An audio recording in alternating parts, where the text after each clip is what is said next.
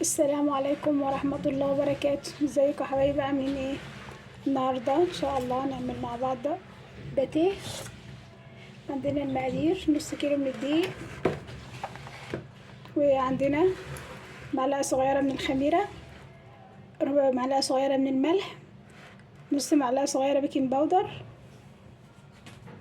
معلقة كبيرة من السكر، وعندنا لبن او مية. ناخد كده نص مقدار لبن ونص مية، وعندنا ربع كوباية من الزيت.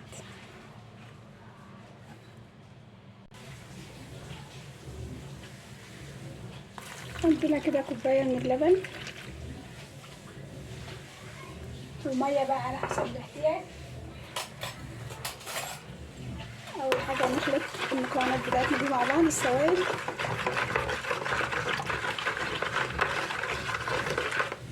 ونضيف معلقة من الخل اللي بيدي هشاشة كده للعجين.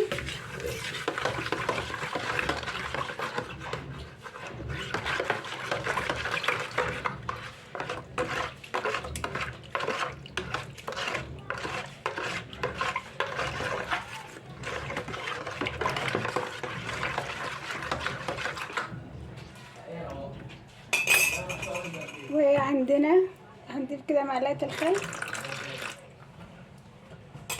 وهنبتدي بقى نضيف الدقيق. بسم الله الرحمن الرحيم. نضيف ربع كوباية من الزيت،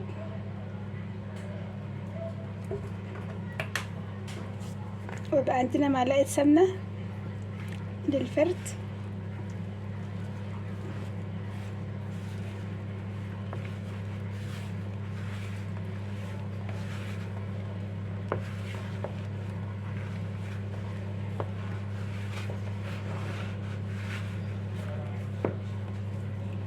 نضيف بس معلقتين مية أو لبن.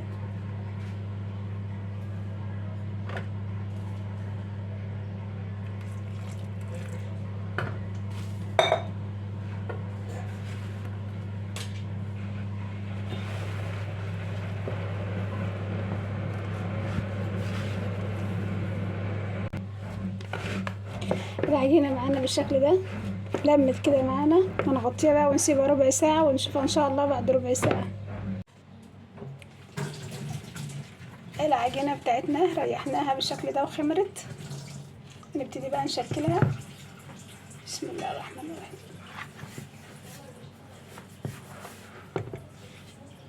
ناخد كده جزء من العجينة،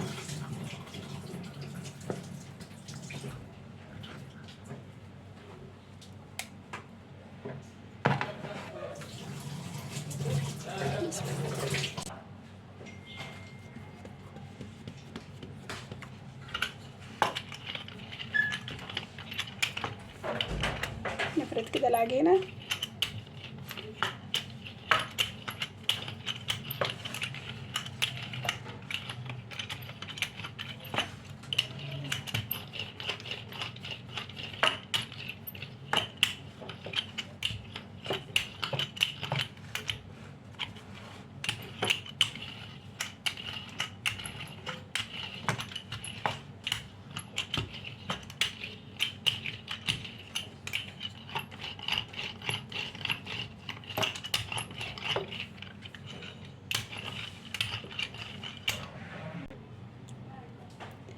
فردنا العجينة بالشكل ده. عندنا بقى معلقة سمنة دخلناها التلاجة، طبعا هي سايحة من الحر. دخلناها التلاجة كده شوية بحيث تبقى متماسكة، وهندهن بيها.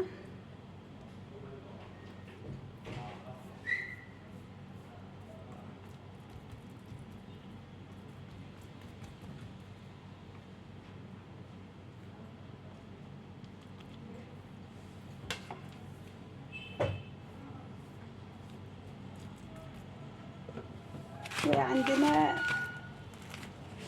قطعتين جبنة رومي.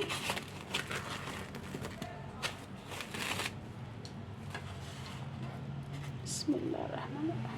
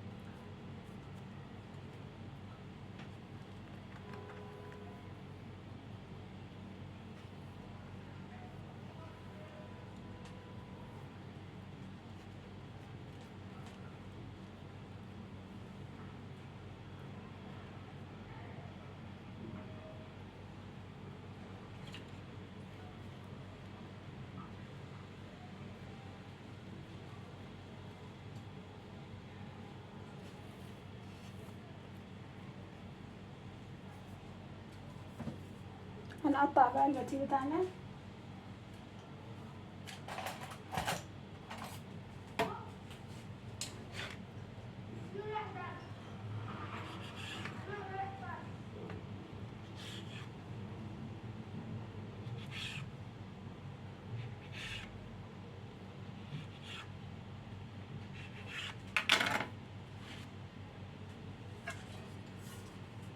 هنرص بقى في الصواني وهنسيبه يخمر.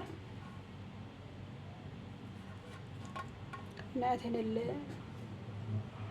الصينية.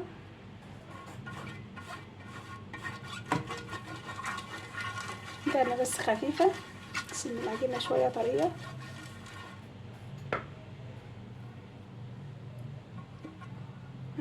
لو ما عندناش جبنة رومي هنحشيها جبنة مثلثات او جبنة بيضة ما يكونش فيها مية كتير.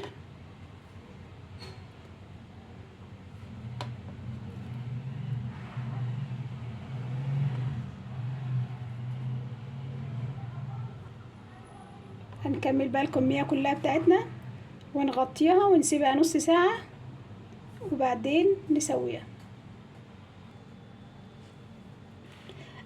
اخر قطعة من العجين مفيش جبنة رومي، فضفت لها لانشون، قطعته شرايح بالشكل ده وضفت لها اللانشون.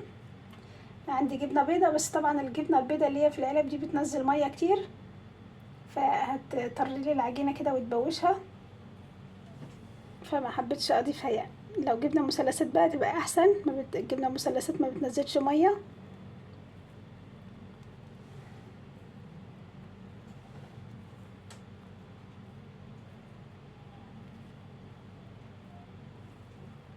برضو دهنتها.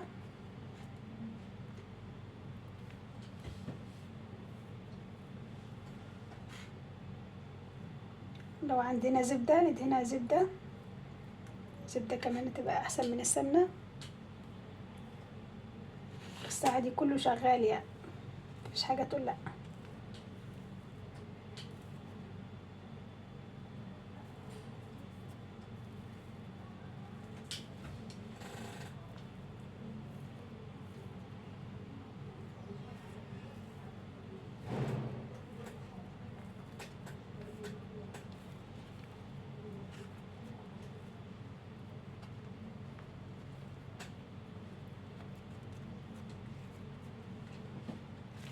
نقطعها بقى ونرصها في الصينية.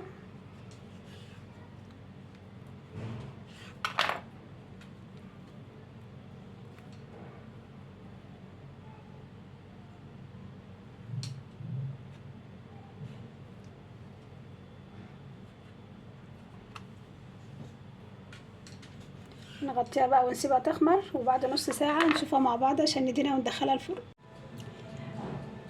الباتيه معانا بالشكل ده ما شاء الله اتضاعف حجمه، هو يعني تقريبا ما كملش ربع ساعة ان انا غطيته في المطبخ وولعنا بقى الفرن طبعا عشان نعمل الاكل بسرعة جدا. خمر معانا بالشكل ده. عندنا بقى صفار بيضة عليها معلقتين من اللبن ونقطتين كده من الخل او فانيليا. هندهن بقى وش الباتيه وندهنه بالراحة جدا عشان ما نفشش خمره. وحابين بقى نخليه سادة تمام، حابين نضيف على وشه سمسم او حبة البركة، او لو عندنا جبنة رومي مبشورة بنرش كده رشة كده بسيطة على الوش بتديله طعم خيال، بس للأسف ما عنديش جبنة مبشورة.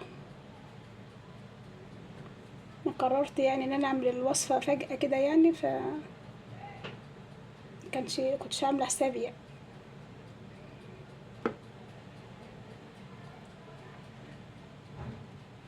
نص كيلو من الدقيق عمل لنا كمية حلوة الولاد يتعشوا بيها او يفطروا بيها.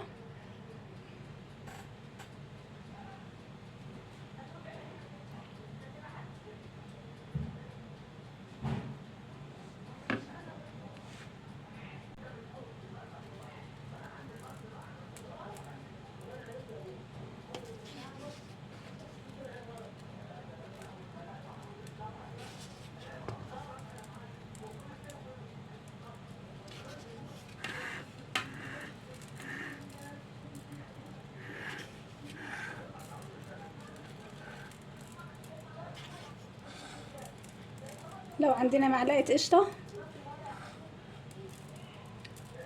نزود عليها معلقة من اللبن وندهن بيها الوش، بتبقى حلوة جدا وبتدي لمعة كده جميلة.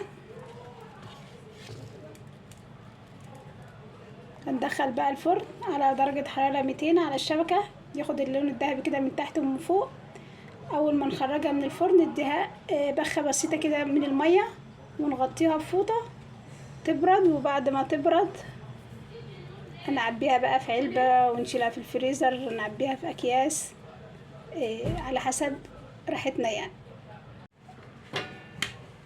الباتيه بقى معانا بعد ما استوى بالشكل ده،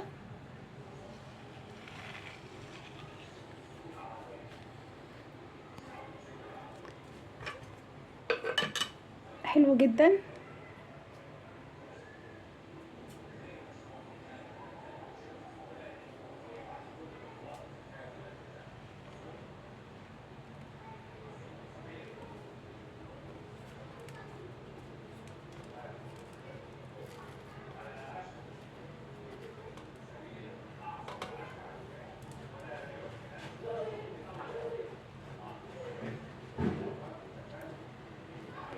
والجبنة سايحة في قلبه. جربوها يعجبكم جدا. لو عجبكم بقى الفيديو ما تنسوش اللايك والاشتراك في القناة، والسلام عليكم.